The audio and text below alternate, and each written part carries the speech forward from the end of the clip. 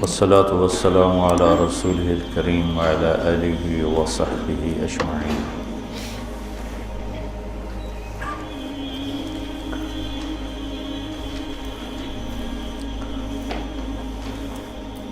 سارے علم کا جو خلاصہ ہے وہ اللہ کی پہچان ہے.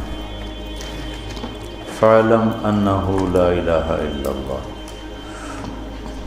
یہاں واو کی بجائے فا ہے، جس سے غالباً یہ مطلب نکلتا ہے کہ سب سے پہلے یہ جانو کہ اللہ ایک ہے اور اس کے سوا کوئی معبود نہیں. تو اللہ کو جاننا، اللہ کی پہچان، یہ علم کی انتہا ہے. جو اپنے علم سے اللہ کو پا گیا، پہچان گیا، وہ کامیاب ہوا ہے. جس نے اللہ کو نہیں پہچانا، اس کے پاس جو بھی علم ہے، جس شکل میں بھی ہے، وہ مردود ہے. تو قرآن اللہ کا تعارف کراتا ہے بڑے خوبصورت انداز.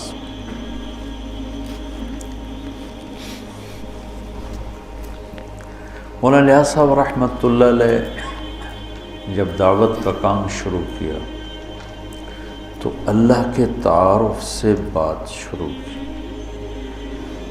جو پہلے علماء، صالحین، صوفیاء، اکابر جو واعظ و نصیحت فرما رہے تھے، وہ فوکس فرماتے تھے اعمال پر. مولانا الیاس صاحب رحمۃ اللہ علیہ نے ایک قدم پیچھے سے بات چلائی کہ جس کے لیے عمل کیا جا رہا ہے وہ اللہ ہے، اور اللہ کا تاثر دلوں پر کمزور پڑ چکا ہے. تو انہوں نے اللہ کو بولنا شروع کیا، اور ان کی زبان میں لکنت تھی. لا ينطلق لسانی. ان کے انتقال کے بعد پھر ان کے صاحبزادے مولانا یوسف صاحب رحمۃ اللہ علیہ نے جو اللہ اللہ کی رٹ لگائی، اور لوگوں کے دلوں کا رخ اللہ نے اپنی طرف پھیر دیا. تو انبیاء کی بھی پہلی محنت جو ہوتی ہے وہ لا الہ الا اللہ ہوتی. جب اللہ کا یقین، اللہ کا تعارف مکمل، تو خیر موت تک نہیں ہو سکتا، لیکن اتنا کہ جو دلوں پر اثر انداز ہو جائے، تو پھر آگے احکام، اعمال کا کرنے کی کیفیت تبدیل ہو جاتی. حضرت عائشہ رضی اللہ تعالیٰ عنہ کا فرمان ہے، اگر قرآن ایک دم اترتا تو لوگ انکار کر دیتے.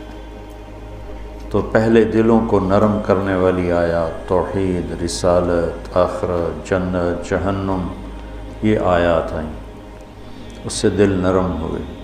تو پھر سورہ بقرہ، آل عمران، نساء، مائدہ، یہ جن میں سارے احکام ہی احکام ہیں، پھر یہ اترنا شروع. تو تیسرے پارے میں ایک آیت ہے، آیت الکرسی. یہ اللہ کا، اس کو اعظم آیتن کہا جاتا، اطول نہیں، اعظم. اطول تو ہے اذا تداینتم بدین الی اجل مسمی. یہ اعظم آیتن فی القرآن ہے کہ اس میں اللہ کے نام کا تکرار ایک آیت میں، ابھی میں آپ کو گن کے سناتا ہوں کہ کتنا ہے.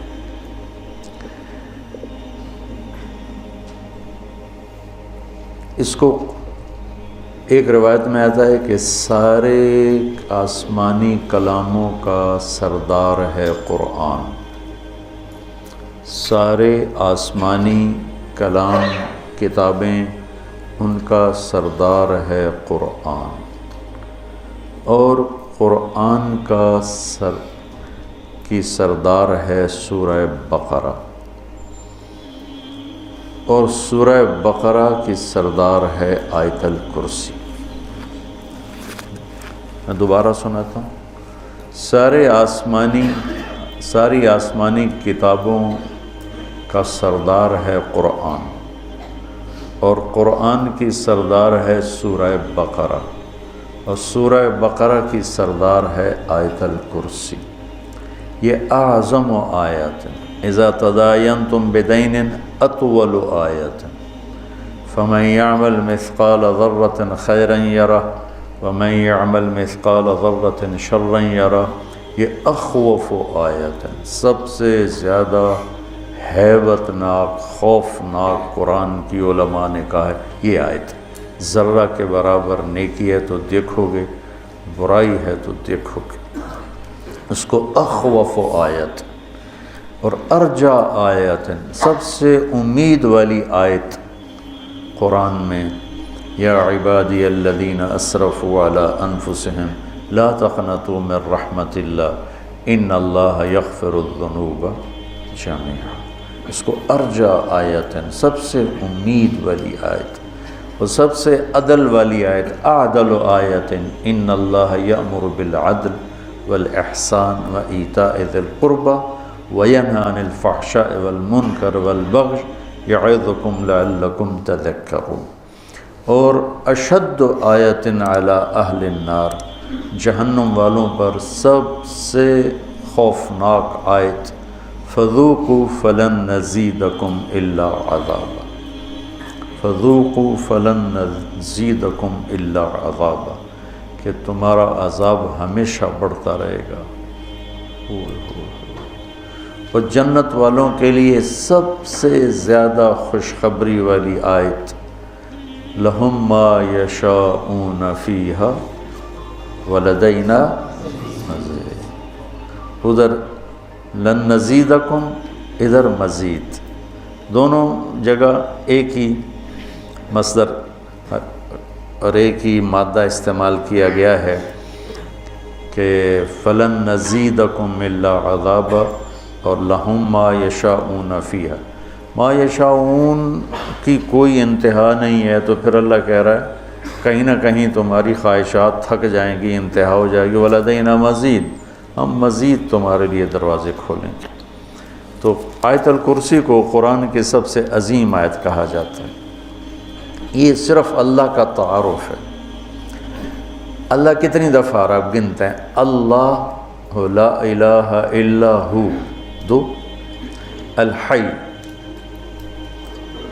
3، القیوم 4۔ الحی اور القیوم میں جو ضمیر ہے وہ 6، لا تأخذہ ہو ضمیر 7، سنۃ ولا نوم، لہو ما فی السماوات وما فی الارض، لہو کی ضمیر 8، من ذا الذی یشفع عندہ 9، الا باذنہ ہی ضمیر 10، یعلم کے اندر ضمیر 11، من علمہ 12، الا بما شاء 13، کرسیہ ہو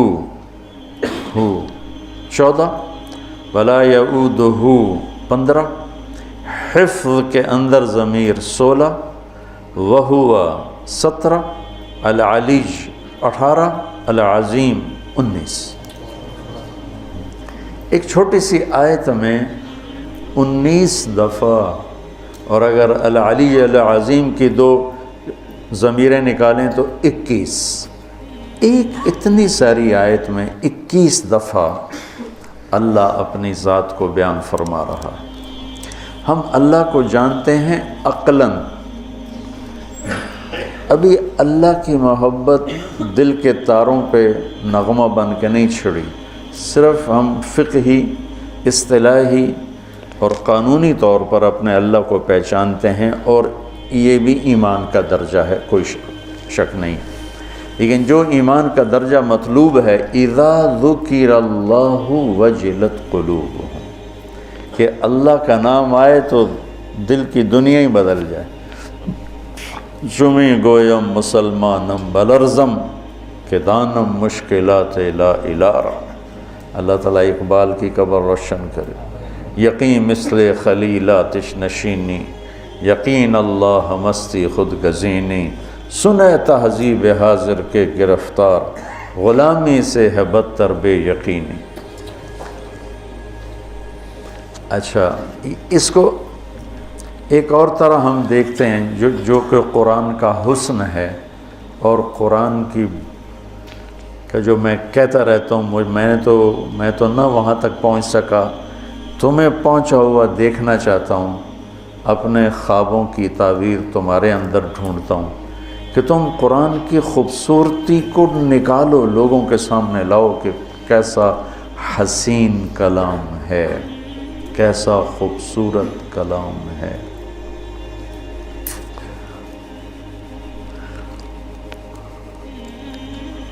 اللہ لا الہ الا ہو،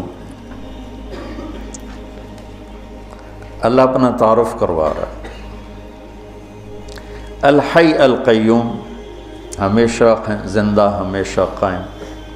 لا تأخذہ سنۃ ولا نوم، لا ینأس ولا ینام تو نہیں کہا، چونکہ وہ طاقتور مفہوم لا ینام میں نہیں پیدا ہوتا۔ لا ینام میں نفی نہیں ہے کہ نیند سے پاک ہے، لا ینام میں یہ احتمال ہے، نیند آتی ہے کنٹرول کر لیتا ہے، اونگ آتی ہے کنٹرول کر لیتا ہے۔ لا تأخذہ کے اندر نفی ہے کہ وہ نیند سے پاک ہے اور وہ اونگ سے پاک ہے، اور کوئی اس کے سامنے دم نہیں مار سکتا اس کی اجازت کے بغیر، اور وہ آگے بھی جانتا ہے پیچھے بھی جانتا ہے، جتنا وہ چاہتا ہے اتنا اپنے علم میں سے دیتا ہے۔ اس کی کرسی نے زمین آسمان کو گھیرے میں لیا ہوا ہے، اس سب کو کی حفاظت اس کو تھکاتی نہیں، اور وہ بلند ہے، عظیم ہے۔ ٹھیک ہو؟ اب ذرا ان جملوں میں آپ غور کریں کہ یہ آپس میں جڑے ہوئے کیسے ہیں۔ الحیش القیوم، یہ آخری جملہ العلیج العظیم، یہ دونوں آپس میں جڑے ہوئے ہیں۔ الحی القیوم، العلیج العظیم، غور کرنا۔ لا تأخذہ سنۃ ولا نوم، لا یعودہ حفظہما، یہ آپس میں جڑے ہوئے ہیں، ایک مفہوم دے رہے ہیں۔ ٹھیک ہے، لا تأخذہ سنۃ ولا نوم، اور ادھر لا یعودہ حفظہما۔ کچھ سمجھ میں ابھی آ رہا ہے کہ نہیں؟ جوڑ سمجھ میں آ رہا ہے؟ لہو ما فی السماوات وما فی الارض، یہ جڑا ہوا ہے وسع کرسیہ السماوات والارض، کہ دونوں ایک مفہوم دے رہے ہیں۔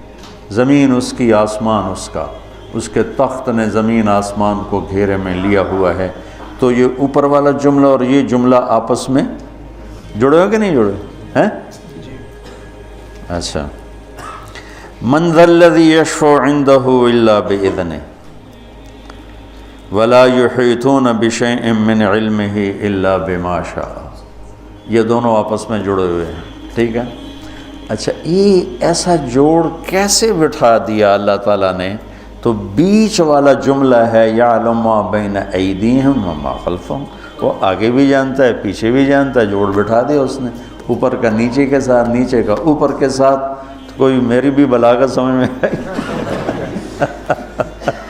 شیخ صاحب کی بلاغت تو قانونی ہوتی ہے نا، تو ہماری تو رب رمیۃ من غیر رامن ہوتے ہیں، رب رمیۃ من غیر رامن، کہ کیا خوبصورت اللہ نے اس کو جوڑ بٹھایا۔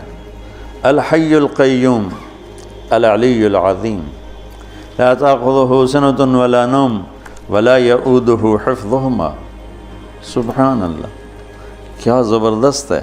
لہ ما فی السماوات وما فی الارض وسع کرسیہ السماوات والارض، من ذا الذی یشفع عندہ الا بإذنہ ولا یحیطون بشیء من علمہ الا بما شاء۔ تو یہ بیچ میں ہے یعلم ما بین ایدیہم وما خلفہم، تو یہ خوبصورت، یہ سارا قرآن ہی ایسے ہے۔ تو اللہ سے تم مانگو، اللہ تمہیں وہ ذوق سلیم دے کہ تم قرآن کے حسن کی نقاب کشائی کر سکو۔ ابھی تک صرف ترجموں میں اٹکے ہوئے ہیں ہمارے علماء، بہت کم ہیں جو اس میں معیار تک پہنچتے ہیں جہاں جا کر انسان کی عقل حیرت میں ڈوب جاتی ہے، گم ہو جاتی ہے کہ اللہ اکبر، اللہ اکبر۔ اور یہ ایمان بالغیب نہیں ہے، یہ مشاہدے کی چیز ہے۔ ہاں ہم ایمان لائے کہ قرآن جیسا کلام کوئی نہیں، لیکن یہ مشاہدے کی چیز ہے کہ اس حد تک پہنچو، علم کی دنیا میں اتنی محنت کرو کہ تم پر کھل جائے یہ سارے کا سارا۔ پھر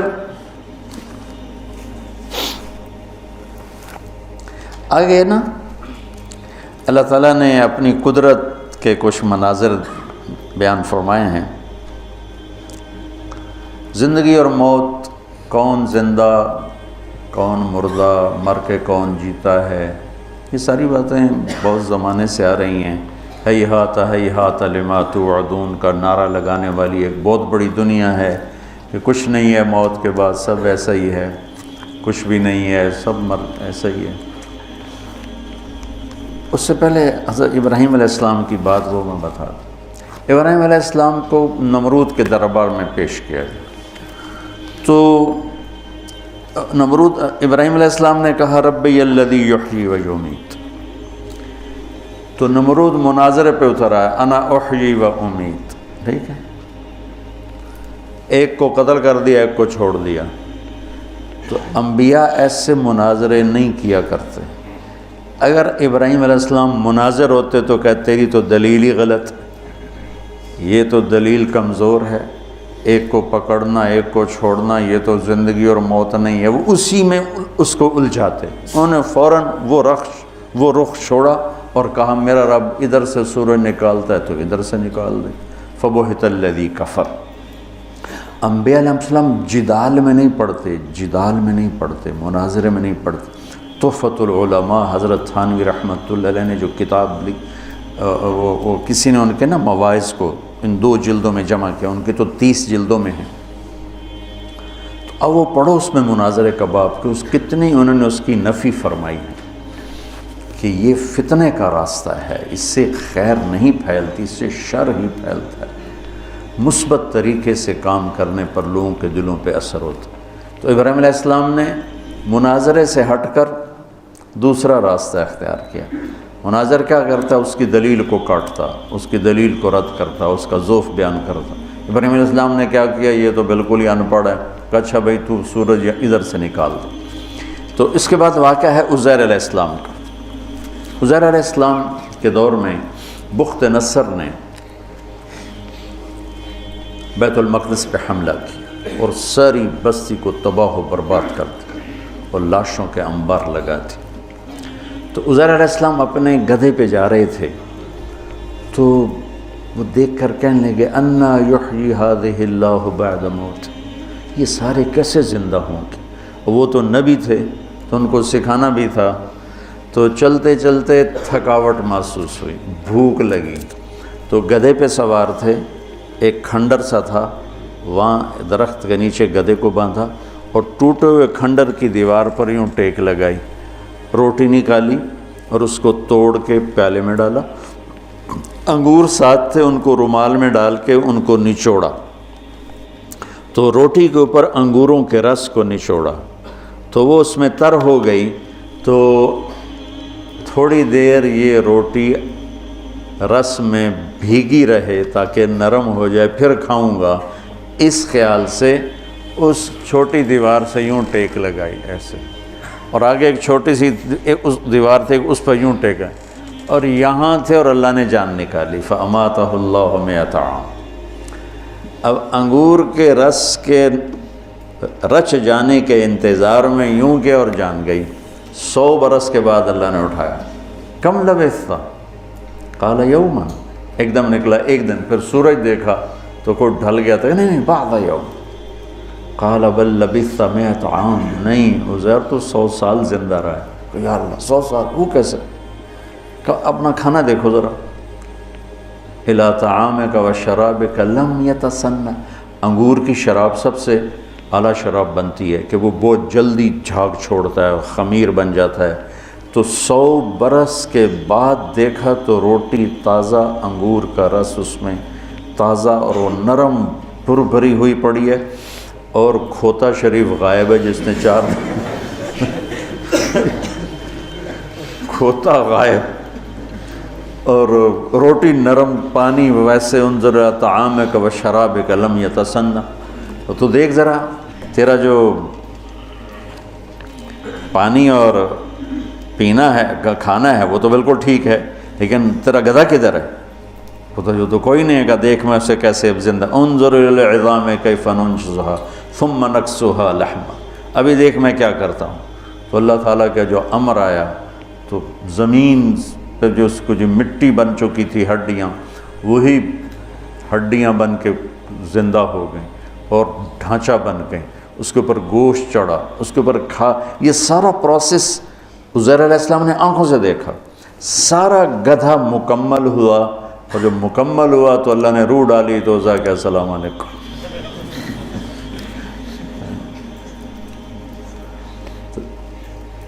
پھر تیسرا واقعہ اللہ تعالیٰ نے ابراہیم علیہ السلام کا سنایا کہ یا اللہ تو مردے زندہ کیسے کرے گا؟ قال اولم تؤمن قال بلی ولکن لیطمئن قلبی، اطمینان قلب کے لیے چاہتا ہوں.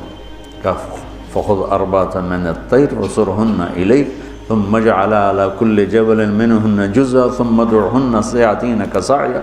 کہ 4 پرندے لے لے. وہ کوئی 4 پرندے تھے، مفسرین نے لکھے ہیں، کوئی کہتا ہے مور تھا، کبوتر تھا، فاختہ تھی، کوا تھا، جو بھی تھے، بہرحال 4 پرندے تھے، اس سے کوئی بحث نہیں کہ کون سے تھے.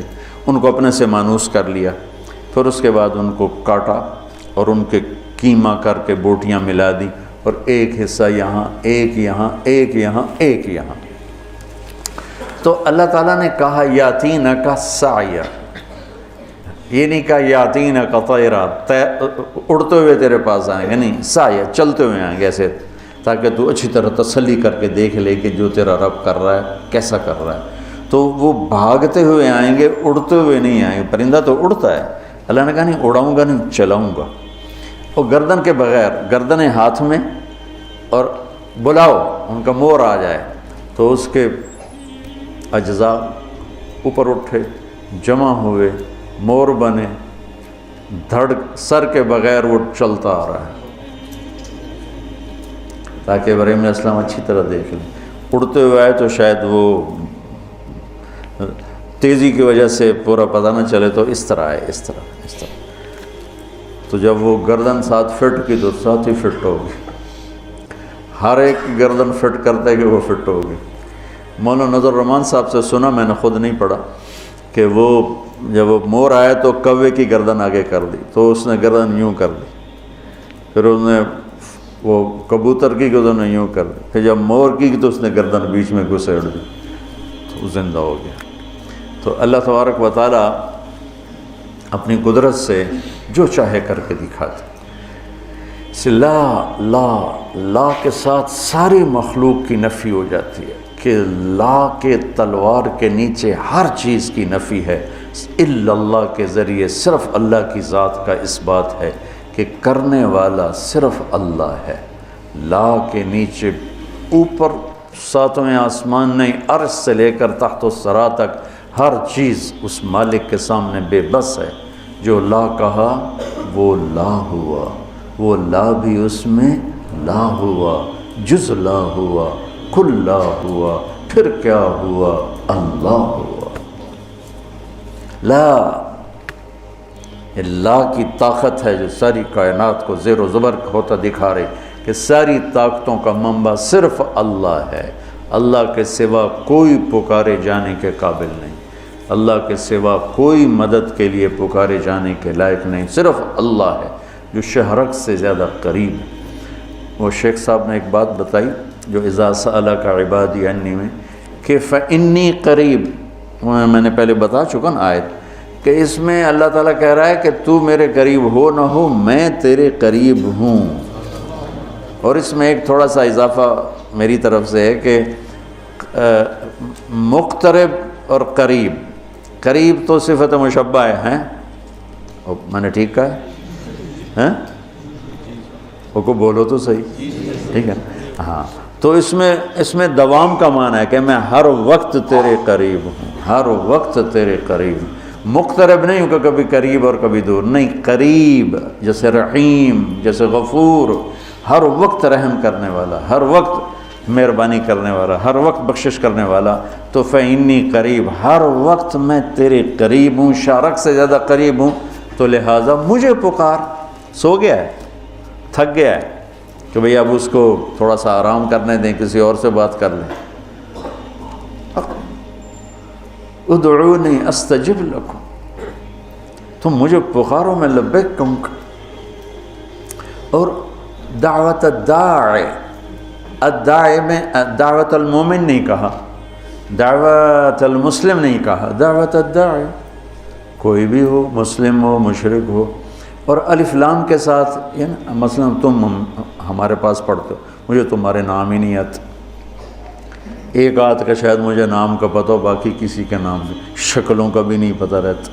اب ماشاءاللہ زیادہ ہو گئے ہیں تو نہ شکل یاد ہے اور نہ نام یاد ہے، دو چار کے نام یاد آتے ہوں گے، شکل یاد ہوتے ہوگی۔ اور اللہ تعالیٰ الف لام کے ساتھ بتا رہا ہے کہ مجھے پکارنے والا زندگی میں ایک دفعہ بھی پکارا ہوں تو میں اسے جانتا ہوں کون ہے۔ الداعی، دعوت داعٍ نہیں نا، نکرہ سے تو غیر معروف ہو جاتا ہے اور الف لام سے معروف ہو جاتا ہے۔ تو اللہ تعالیٰ یوں فرما رہا ہے کہ مجھے دعوتاً ایک دفعہ پکارنے کو کہتے ہیں نا، کہ جس نے کبھی زندگی میں ایک دفعہ بھی یا اللہ کہا تو 7 ارب انسانوں میں اس کو مجھے پتہ یہ کون ہے۔ عجیب دعوت الداعی، تو پکارے جانے کے قابل صرف ایک ہستی ہے اور اس کا نام ہے اللہ، باقی سب اسی کے محتاج ہیں، اسی سے لیتے ہیں، اسی کے آگے جھکتے ہیں۔ پھر اللہ تعالیٰ نے ترغیب دی ہے مال خرچ کرنے کی۔ مثل الذین ينفقون اموالهم فی سبیل اللہ کمثل حبۃ انبتت 7 سنابل فی کل سنبلۃ 100 حبۃ واللہ یضاعف لمن یشاء واللہ واسع علیم۔ یہاں ہے سنابل، اور یوسف علیہ السلام کے قصے میں ہے انی ارا 7 سنبلات خضر و اخری یابسات۔ تو وہاں چونکہ صرف ہیں ہی 7 تو اس کے لحاظ سے چھوٹی جمع کو کیا کہتے ہیں؟ جمع مکسر ہیں شیخ؟ جمع چھوٹی جمع کے لیے کیا آتا ہے؟ جمع قلت۔ اللہ کے بندو، تم سے تو زیادہ مجھے یاد ہے۔ جمع قلت، یہ سنبلات جمع قلت ہے، اور ادھر کوئی حد کوئی نہیں تو سنابل جمع منتہی الجموع ہے، جمع کثرت ہے، آخر تک کوئی حد ہی نہیں۔ تو میرا اللہ قرآن میں 82 دفعہ خرچ کرنے کی ترغیب آئی ہے، 82 دفعہ۔ اللہ تعالیٰ کو بخیل سے نفرت ہے، چاہے راتوں کا تہجد گزار ہو، دن کا روزے دار، اور سخی سے محبت ہے، چاہے ساری رات وہ غفلت میں گزار دے۔ اللہ تعالیٰ کو سخی سے محبت۔ بخیل سے اللہ دوستی لگاتا نہیں، اور سخی سے اللہ دوستی توڑتا نہیں۔ اور سخاوت کا تعلق پیسے سے نہیں، دل سے ہے، دل کی کیفیت ہوتی ہے۔ ہمارا ایک نوکر تھا چاچا گامو، وہ ہمارے ڈیرے کا نوکر تھا، اور اس کی جو بیوی تھی وہ ہمارے گھر میں نوکرانی تھی، تو وہ کچن کا کام وہ کرتی تھی اور باہر ڈیرے کا کام وہ کرتا تھا۔ تو جو اس کا نام تھا ماسی میرا، وہ انتہائی بخیل اور وہ بالکل فقیر اور انتہائی سخی، اور اس کی سخاوت یہ تھی وہ چائے بہت پیتا تھا، دودھ ہمارے گھر سے لیتا تھا، باقی پتی چینی وغیرہ وہ اپنے ہی لاتا۔ تو میں نے اس کو کبھی کبھی دیکھا اکیلے چائے پیتے ہوئے، ورنہ وہ چائے ایک پیالے کی بجائے 6-7 پیالے بناتا۔ ادھر موچی رہتے تھے، ادھر ترخان رہتے تھے، یا میاں چائے پی ہوئی ہے، تو ان سب کو بٹھا کے چائے پلاتا تھا۔ تو اس کی بیوی انتہائی بخیل کہتی، کھا گیا، روڑ گیا، ساری چائے روڑ گیا۔ ساری چاہ روڑ گیا وہ کوئی پترا کان بچا وہ کہتا میرے پیو کوئی بچایا ہی میرے کان میں تو پال پہ اے بھی پال پہ اسے سخاوت پیسے سے نہیں ہوتی، سخاوت دل سے ہوتی ہے۔ وہ غریب کے اندر بھی سخاوت ہو سکتی، مالدار کے اندر، اور غریب بھی بخیل ہو سکتا ہے، مالدار بھی بخیل ہو سکتا ہے۔ اور اللہ کو سخی پسند ہے اور بخیل سے نفرت۔ شیطان ایک دفعہ کسی کو ملا تو اس نے بنی اسرائیل کے کسی عابد کو ملا، اس سے انہوں نے پوچھا تجھے کون لوگ پسند ہے؟ کہ ایک جو شراب پیتا ہو مجھے بڑا اچھا لگتا ہے، ایک بہت زیادہ غصے والا ہو مجھے بڑا اچھا لگتا ہے، اور ایک بخیل ہو کنجوس تو مجھے بڑا اچھا لگتا ہے۔ اور کہنے لگا اگلی بتاؤں، اگر کوئی بدبخت تینوں ایک ہی جگہ جمع ہو جائیں، بخیل بھی ہو، غصے والا بھی ہو، نشے والا بھی ہو، پھر وہ پیر ہوتا ہے، میں مرید ہوتا ہوں۔ جی پیر صاحب، ایسے دنیا بھری پڑی ہے اس سے۔ تو میرا اللہ ترغیب دیتا ہے مال لگاؤ۔ آپ نے فرمایا اللہ الاجود الاجود وانا اجود ولد آدم، سب سے بڑے سخی تو اللہ ہیں، اور اللہ کے بعد سب سے بڑا سخی اللہ نے مجھے بنایا ہے۔ اہل البیت کی سخاوت کو کوئی نہیں پہنچ سکتا۔ ایک دفعہ مدینہ میں دو نوجوانوں میں بحث چھڑی، بنو امیہ سخی ہیں یا اہل بیت سخی؟ تو جو بنو امیہ کا طرفدار تھا اس نے کہا بنو امیہ زیادہ سخی، جو اہل بیت کا طرفدار تھا اس نے کہا اہل بیت زیادہ سخی۔ وہ کہا چلو امتحان لیتے ہیں۔ تو جو بنو امیہ کا تھا وہ گیا بنو امیہ کے مالداروں کے پاس کہ میں مصیبت میں پھنس گیا ہوں تو مجھے کچھ مدد چاہیے۔ تو ایک نے 10,000 دیے، پھر دوسرے کے پاس گیا اس نے 10,000 دیے، تیسرے کے پاس، چوتھا 5 6 7 8 9 10 آدمیوں سے 1 لاکھ لے کر آیا۔ یہ گیا عبداللہ بن جعفر کے پاس، ضرورت مندوں کو چاہیے، انہوں نے 1 لاکھ دے دیا۔ پھر گیا حضرت حسن کے پاس، کہا جی میں محتاج ضرورت مند، انہوں نے 1 لاکھ دیا۔ پھر گیا امام حسین کے پاس، انہوں نے 1 لاکھ دے دیا۔ جب وہ کٹھے ہوئے انہوں نے کہا کتنا لے آندہ؟ کہ 1 لاکھ، کہ میں 3 لاکھ لے آندہ۔ انہوں نے کہا بھائی واقعی اہل بیت کی سخاوت کو کوئی نہیں پہنچ سکتا، چلو واپس کرتے ہیں۔ تو بنو امیہ کا جو حامی تھا وہ گیا، حضور ہم تو خالی ویسے ہی کر رہے تھے، ضرورت نہیں تھی، یہ برائے مہربان۔ ان کا ٹھیک رکھ دو، دوسرا ٹھیک ہے رکھ دو، تیسرا، چوتھا، 5واں، 6واں، 7واں، 8واں، 9واں، 10 ٹھیک ہے بھائی رکھ دو، واپس کر دو۔ واپس ہو گیا۔ اب یہ گیا عبداللہ بن جعفر کے پاس، حضرت وہ ہم تو ویسے ہی امتحان لے رہے تھے، ہمیں تو ضرورت کوئی نہیں، آپ واپس لے لیں۔ امام حسن صاحب، امام حسین صاحب، انہوں نے فرمایا جب اہل بیت کے گھر سے کوئی چیز نکل جاتی ہے واپس نہیں آیا تھا۔ سخی امام علی نقی رحمہ اللہ تعالی علیہ السلام، یہ رہتے تھے سامرہ میں، سامرہ بغداد کے پاس ایک جگہ۔ تو ان کے پاس ایک شخص ہے کہ حضور میرے اوپر 30,000 دینار قرضہ ہے۔ کون ہو، کہاں سے آئے ہو، قرضہ ہے نہیں ہے؟ اچھا پہلے سنو، 30,000 دینار بنتا کتنا ہے؟ 60 کروڑ روپیہ۔ یہ کہو زبان سے۔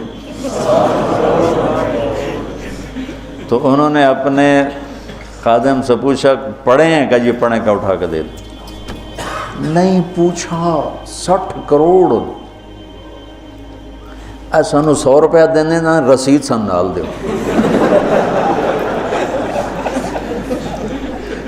100 روپیہ مدرسے چندہ دینے، رسید تے دے وے جی، اور ساڑی تے رسید 100 روپیہ دی تو اسی چندہ سن۔ یقین مانو اگر آپ اہل البیت کے قصے سخاوت کے پڑھو، آپ یقین نہیں آتا کہ 60 کروڑ روپیہ ایک سائل کو دے دیا۔ ایک دفعہ سامرہ سے باہر کسی گاؤں میں گئے ہوئے تھے ملاقات کے لیے، تو ایک آدمی ان کو ڈھونڈتے ڈھونڈتے کوفے سے چلا وہاں پہنچ گیا۔ کہا حضرت 10,000 درہم کا مقروض ہوں اور کوفے سے چلا ہوں، یہاں تک پہنچا ہوں، کہیں سے کام نہیں بنا، آپ کے سوا میرا کوئی کام نہیں بنا سکتا۔ اچھا ان دنوں ان کے پاس کچھ بھی نہیں تھا، فرمانے لگے بھائی میرے پاس تو کچھ ہے نہیں. کہا نہیں جی میں نے تو آپ سے ہی لینا ہے، جہاں سے بھی کر کے دو مجھے کر کے دو. تو کہنے لگے اچھا ٹھیک. نوکر سے کاغذ قلم لاؤ. کاغذ قلم لائے، اس پہ تحریر لکھی کہ میں نے اس صاحب کے 10,000 درہم دینے ہیں اور اپنے سائن کے علی نقی. کہا یہ لے جا، میں 3 دن بعد واپس جاؤں گا شہر، تو جب مجلس گرم ہونا تھا آ جانا اور یہ پرچہ دکھا کے میری خوب بےزتی کرنا کہ تو پیسے لکھے ہو یار، تو مکر گیا اور دیتا نہیں ہے اور ٹال مٹول کرتا ہے. ٹکا کے میری انہوں نے یہ کام میں نہیں کرتا. کہا پھر پیسے نہیں ملیں گے، کرنا پڑے گا. انہوں نے کہا چلو ٹھیک ہے جی آپ کہتے ہیں تو میں کر دوں گا. تو 3 دن بعد یہ تشریف لے گئے سامرہ. تو شام کے وقت لوگ جو شہر کے معزز تھے وہ، اور اس زمانہ تھا متوکل کا، تو متوکل کے درباریوں میں سے 2 وہاں آئے تشریف لائے ہوئے تھے، بیٹھے ہوئے تھے. تو یہ بدو پہنچ گیا اور اس نے وہ تو آپ نے امام صاحب نے خود ہی کہہ دیا تھا تم نے میرے پر چڑھائی کرنی، انہیں آتے ہی چڑھائی کر دی. اور وہ کہ بھائی ٹھیک ہے یار میں تیرے دینے ہیں پر ابھی میرے پاس ہے نہیں، میں دے دوں گا. نہیں اب پہلے اتنی دیر کر دی ہے، ایسے جھوٹے وعدے کرتے ہیں آپ. اب کیسے کرتے ہیں آپ؟ وہ آگے منتیں کر رہے ہیں اور سارے مجمع کا رنگ فق ہو رہا ہے. تو کہا اچھا بھائی مجھے 3 دن کی مہلت دے دے، میں تیرا سارا قرضہ چکا دوں. کہا ٹھیک ہے 3 دن کے بعد چوتھا نہیں ہونا چاہیے. کہا نہیں بالکل نہیں ہوگا. وہ جو متوکل کے درباری تھے نا، انہوں نے جا کے متوکل کو بتایا کہ امام صاحب کے ساتھ ہوا یہ قصہ. اچھا. انہیں فوراً خزانچی کو کہا کہ 30,000 درہم ابھی حضرت کے گھر پہنچا دو. وہ 30,000 درہم پہنچے اور اس کو بلوا لیا کہ ابھی لے جا. کہا جی میری تو 10,000 ضرورت ہے. نہیں ہمارے گھر سے جو چیز آتی ہے وہ آگے جانے کے لیے آتی ہے، لے جا. کہا حضرت میری ضرورت صرف 10,000 ہے، مجھے اوپر والے نہیں چاہیے. کہا تجھے چاہیے، پیسہ بھی ایسی چیز ہے کہ نہیں چاہیے، چل سارا لے جا. یہ سخاوت.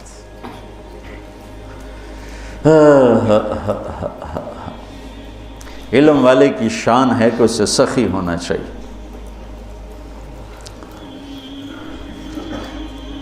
حضرت عمر رضی اللہ عنہ کی دعا سنو، اللہم انی شدید فلینی وبخیل فسخنی.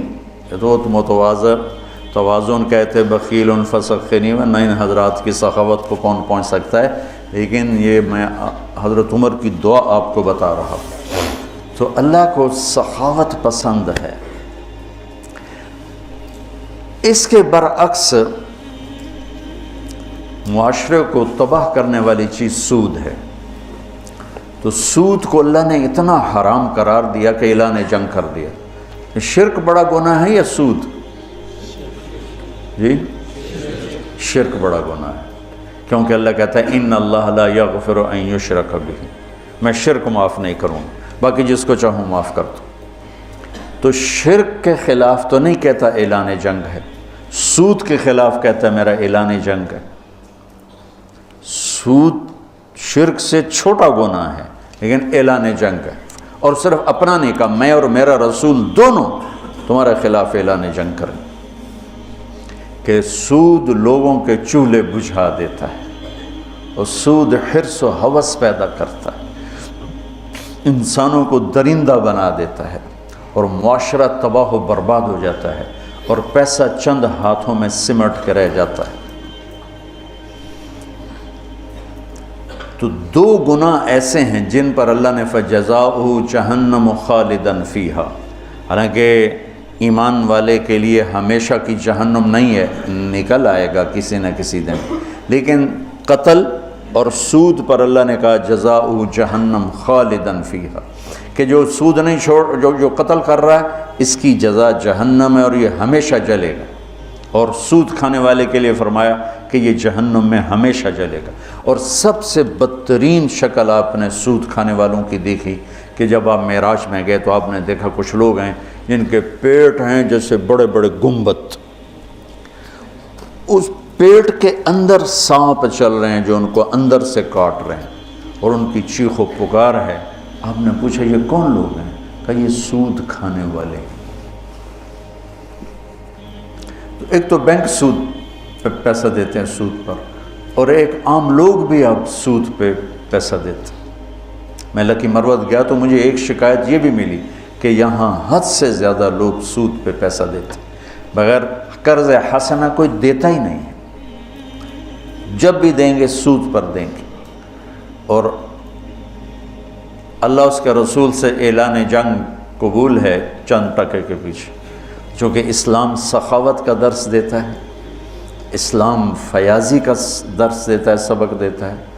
تو اور سخاوت سے معاشرہ خوبصورت ہو جاتا ہے، محبوب ہو جاتا ہے.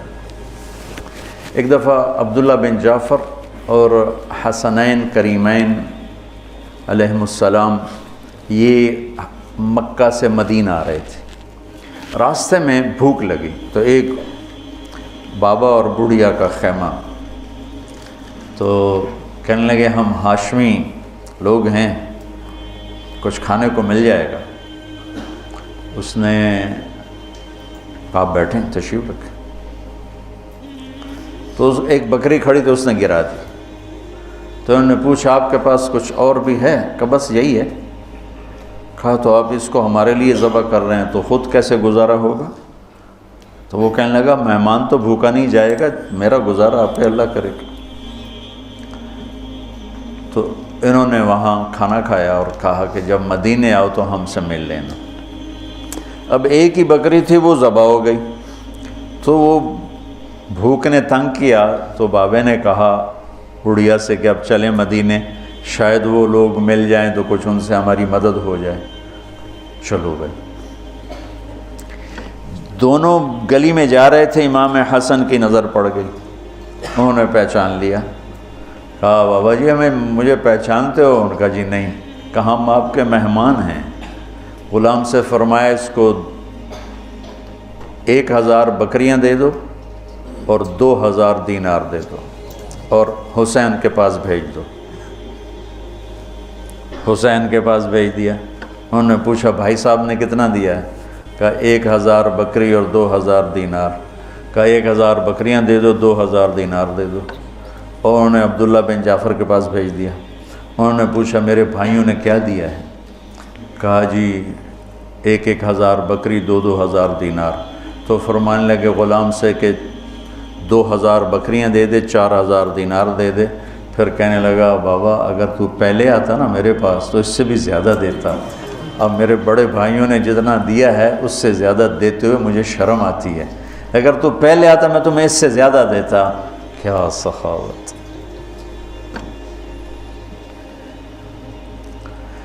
تو سود اس لیے اللہ نے حرام کیا کہ جو زندگی کی رونق کو چھین لیتا ہے اور انسان کو یہ درندہ بنا دیتا ہے، وحشی بنا دیتا ہے.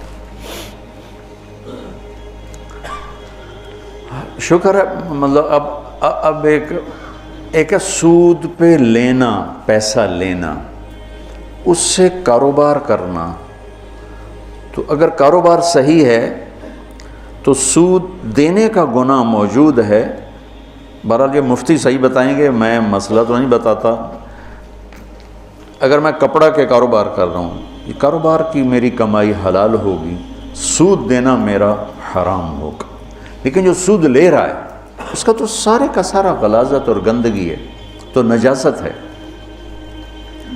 اور جو اعلان جنگ ہے وہ بھی سود لینے والے کے خلاف اعلان جنگ ہے. تیار ہو جاتے لوگوں کے مجبوریوں سے فائدہ اٹھاتے ہو، ہمارا تمہارے خلاف اعلان جنگ ہے. اور اللہ تعالیٰ کو سخی پسند ہے، سخاوت پسند. 3 آدمی اکٹھے ہوئے، چلو یار امتحان لیں. عبداللہ بن جعفر کا، عروبۃ الاوسی کا اور قیس بن سعد کا. تو وہ گیا عبداللہ بن جعفر کے پاس.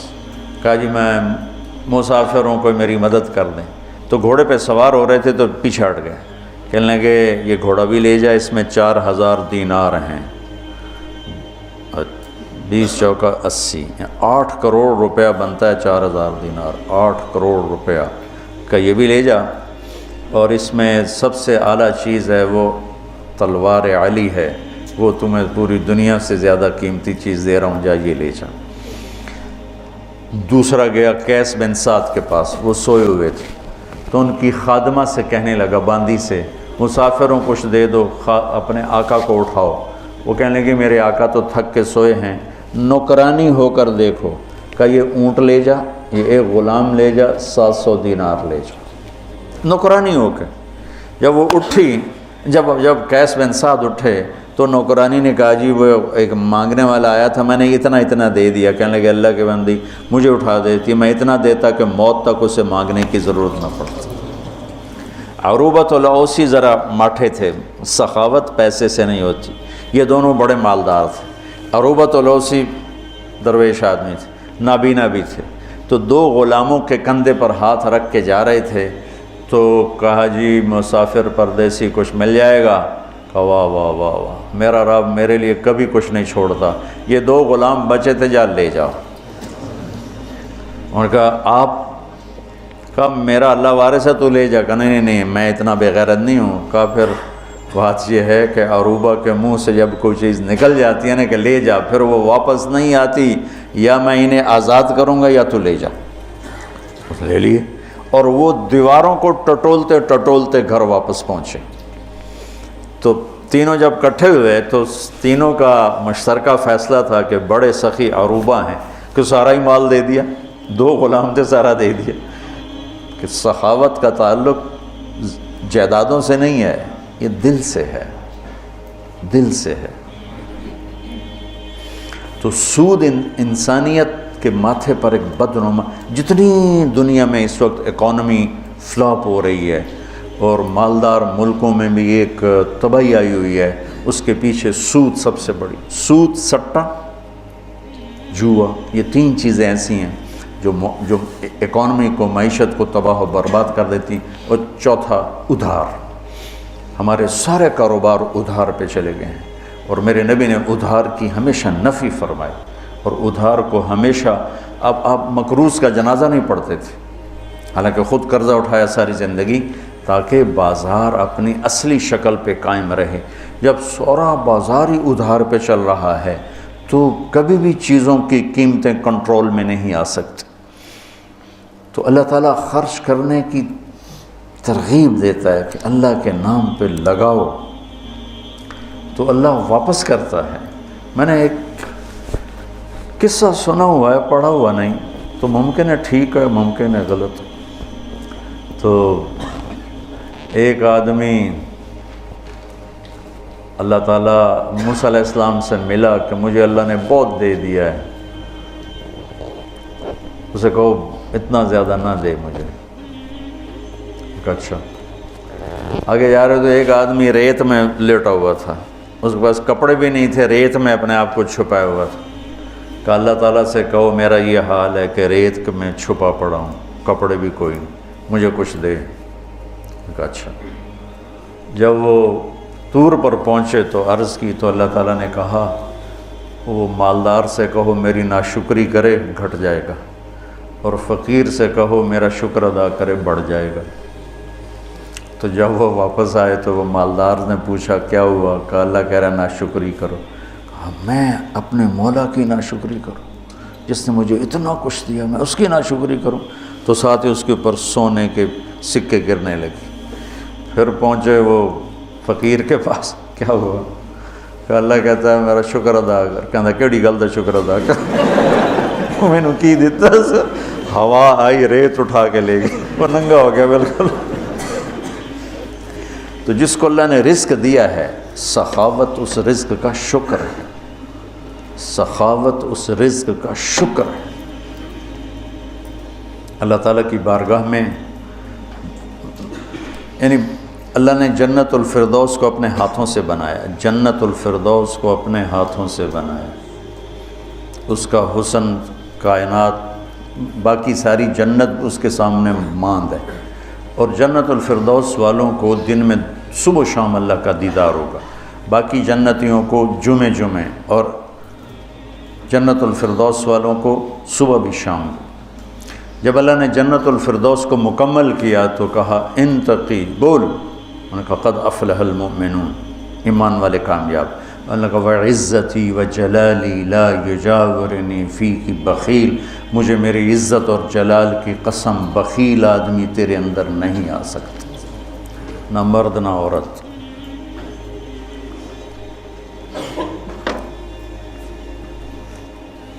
تو اللہ سے مانگو کہ اللہ ہمیں سخی بنائے، اور جہاں تک آواز آ رہی سود سے بچو، سود سے بچو، یہ زندگی کی رونق لے جاتا ہے، یہ کاروبار، یہ جتنی ہماری ٹیکسٹائل تباہ ہے یا بڑی بڑی انڈسٹری تباہ ہے، یہ کہتے تو ہیں نا حکومت کا قصور ہے، ان کے اپنا قصور کہ 99.9% اپنا لالچ، اپنا حرص، اپنا ہوس اور ہیرا پھیری اور چکر بازی اور اس سے بینکوں سے ساز باز، اس نے آ کر ہماری تجارت کو آ کر ڈبو دیا ہے۔ سچائی ہو، دیانتداری ہو، صداقت ہو اور وعدہ وفائی ہو اور کھوٹ سے پاک کام ہو، اسے زوال اللہ اپنے امتحان کے طور پر لے لے تو لے لے، ورنہ اللہ کا قانون ہے کہ سچائی کو زوال نہیں ہے، دیانتداری کو زوال نہیں ہے۔ اس کو کافر کرے گا یا مومن کرے گا، دونوں کے لیے بلندی اور اونچائی۔ تو آج 2-3 چیزیں ہو گئیں، باقی انشاءاللہ۔ اللہم لک الحمد کما انت اہلہ، فصلی علی محمد کما انت اہلہ، وفعل بنا ما انت اہلہ، انک اہل التقوی و اہل المغفرہ۔ ربنا هب لنا من ازواجنا وذریاتنا قرۃ اعین واجعلنا للمتقین اماما۔ ربنا لا تزغ قلوبنا بعد إذ هديتنا وهب لنا من لدنك رحمة إنك أنت الوهاب۔ اللهم اشفنا من كل داء وعافنا من كل بلاء وجنبنا من سيء الأسقام وارزقنا بغیر حساب من حيث لا نحتسب۔ یا اللہ تیری رحمت کی راتیں ہیں، عرش تیرا پہلے آسمان پر ہے، جتنے لوگوں نے ہاتھ اٹھائے ہیں اس وقت یا اللہ جو کیمرے کے ذریعے سے یا جو ہمارے سامنے بیٹھے ہیں، یا اللہ ہمارے اٹھے ہوئے ہاتھ اپنی رحمت سے بھر دے یا اللہ، ہماری جھولیوں کو بھر دے یا اللہ۔ ہم تیری دنیا کے بھی فقیر ہیں، تیری آخرت کے بھی فقیر ہیں میرے مولا، نہ ہم سے دنیا کی تنگی برداشت ہوتی ہے نہ آخرت کی تنگی برداشت ہوتی، میرے مولا نہ ہم دنیا کی ذلت کو سہ سکتے ہیں نہ آخرت کی ذلت کو سہ سکتے ہیں، نہ یہاں کے دکھوں کی برداشت ہے نہ وہاں کے دکھوں کی برداشت ہے۔ اور میرے مولا ہم تیرے سامنے شرمندہ ہیں کہ تو نے بہت دیا اور ہم نے ناشکری کی، تو نے پردہ پوشی کی، ہم نے دلیری کی۔ یا اللہ اپنے محبوب کے آنسوؤں کے صدقے ہم پر اور پوری امت پر رحم فرما، اور جتنے لوگوں کے اٹھے ہاتھ ہیں اور جتنی ان کے سینے میں تڑپتی ہوئی فریادیں ہیں وہ ان سب کے حق میں قبول فرما۔ میرے دیس کی حفاظت فرما، اس کو اندرونی بیرونی دشمنوں سے بچا۔ یا اللہ کوئی کلمہ خیر زبان سے نکلوا جس سے تیرے بندوں کو فائدہ ہو، کلمہ شر زبان سے نکلنے سے محفوظ فرما۔ یا اللہ ایسی بات کرنے کی توفیق دے جس سے امت کے دل جڑیں، ایسی بات سے بچا جس سے امت کے دل پھٹیں اور ٹوٹیں۔ یا اللہ پوری امت کو امت بنے کی شان نصیب فرما۔ یا اللہ جتنے لوگ روزے رکھ رہے ہیں قبول فرما، جو ابھی تک نہیں رکھ رہے سستی کی وجہ سے ان کی ہمت جوان فرما۔ اور یا اللہ جو تیرے گھر پہنچے ہوئے ہیں، تیرے حبیب کے گھر پہنچے ہوئے ہیں، ان کی حاضریاں قبول فرما۔ اور یا اللہ جو تیرے نام پہ کھانے کھلا رہے ہیں، سحریاں کروا رہے ہیں، افطاریاں کروا رہے ہیں، ان کی یہ ساری خدمت قبول فرما۔ اور یا اللہ ان سارے بچوں کو آنے والے وقت کا بڑا عالم بنا، ہادی بنا، مہدی بنا، ہادی بنا، مہدی بنا، ہادی بنا، مہدی بنا، والدین کی ٹھنڈک بنا، پورے امت میں امن کا پیغام لے کے چلنے والا بنا، پوری امت کو جوڑنے والا بنا۔ اور جتنے بھی یا اللہ ہمارے ساتھ اس وقت جڑے ہوئے ہیں، ساری شاخوں کے بچے، اساتذہ، ان کے گھر والے، ان کے یا اللہ ان اداروں کے ملازم، یا اللہ سب کی دنیا اور آخرت کی خیر فرما اور ہر شر سے بچا۔ وصلی اللہ تعالی نبی